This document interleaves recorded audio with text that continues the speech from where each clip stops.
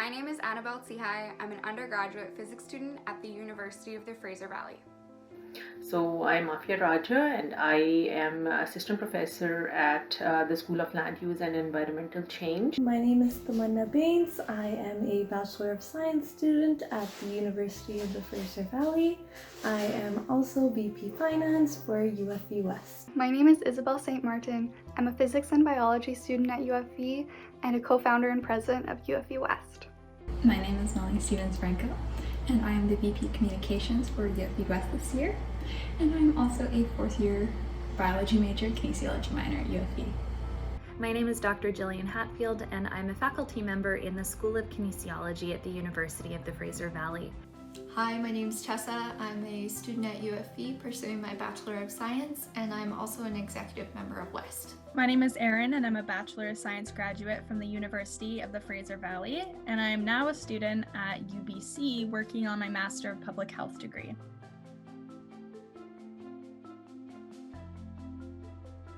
Without different and innovative ideas, STEM is losing out on a lot. So it's important for the future of science and for STEM that we have a diverse group of people working towards a common goal, which is ultimately to introduce new ideas and new discoveries. I think it's so important to have diversity in STEM, both in the people who are doing the research as well as in the participants that are involved in the studies. Well, I think it's important to have diversity in the participants in these studies because we need to know if interventions can be widely applied. So will a particular intervention be effective for both males and females? What about different ethnicities? Are our interventions culturally relevant?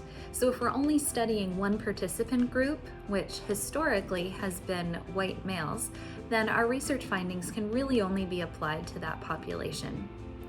I also think it's important to have diversity in the people who are doing the research.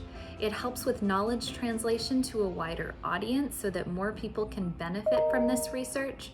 And a diverse group of researchers will also help attract a more diverse group of future researchers. We need to take action against the gender barriers that disadvantage women and girls in STEM, which ultimately deprives the world of their potential. Science takes on a million different forms in every aspect of our life, and frankly it would be silly to think that science is one size fits all because it's not. But what happens when we only have certain demographics contributing to science is that the data and the research is going to be skewed towards those demographics, and it might not generalize well to the general population or other demographics in particular.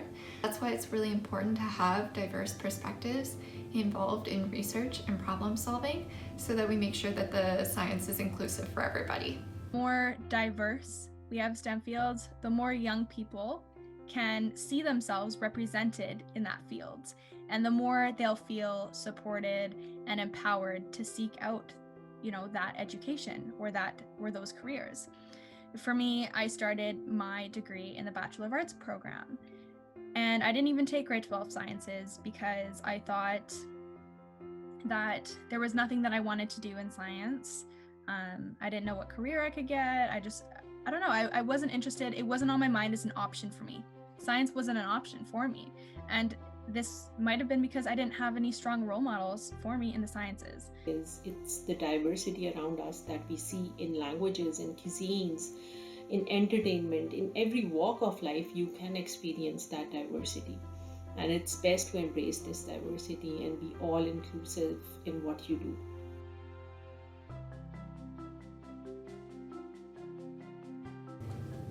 Yes, absolutely. Girls are just as capable as boys, and women are just as capable as men. I honestly don't even think that that's a question. Of course we're just as capable. My ideal future is not having my skills and accomplishments questioned just because I'm a woman. We are just as capable as our male counterparts. So I personally feel that women are capable of anything in life. We are gifted with multitasking. We can handle our house, we can handle our kids, we can handle our work all at the same time because we as women are so gifted. Women are not less than men in any strata of life. If I being born in a third world country and then being a self-made person who's been doing the undergrad, master's, PhD on scholarships. So can anybody else in the world. Women and girls are just as capable as men and boys. Just imagine where we would be right now and how fast we would have advanced if we had the power of female brains in research and science since the very beginning. I absolutely believe that women and girls are just as capable as men and boys in STEM, and I was fortunate to have a strong female role model in STEM when I was going through my graduate training. We are strong and resilient and powerful, even though sometimes we still have to convince people of that, and sometimes we're still convincing ourselves, but we are capable of anything.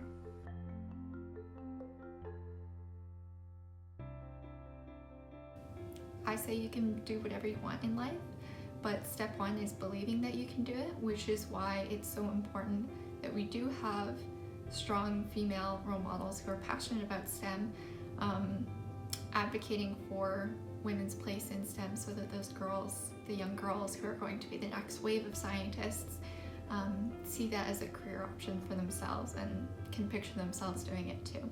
A message I want to give to all the young women in STEM, and this is something I tell myself all the time as well, is that the future is ours.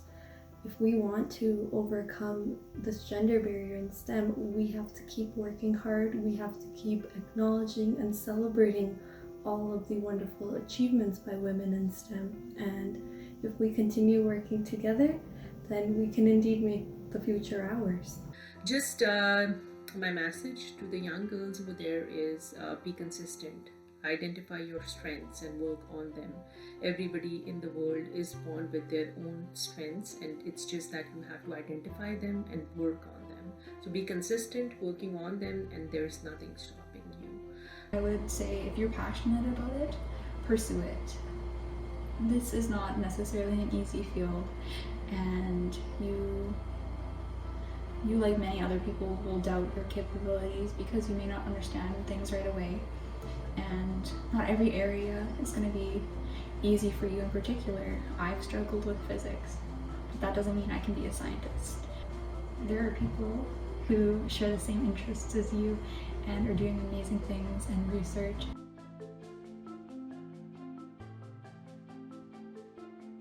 I am one of the only females in some of my physics classes. I love what I'm doing, but that can be discouraging.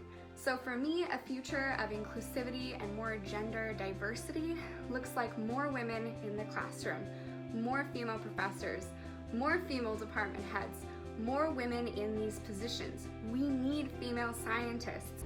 A future where you don't question why someone is in the role that they are based on their gender, sexual orientation, the color of their skin, like religion.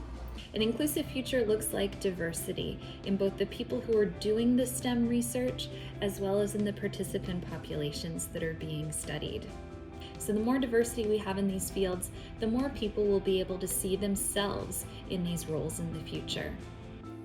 What I hope in the future is for women and girls to not have to search just to find someone who looks like them, who they can see themselves in.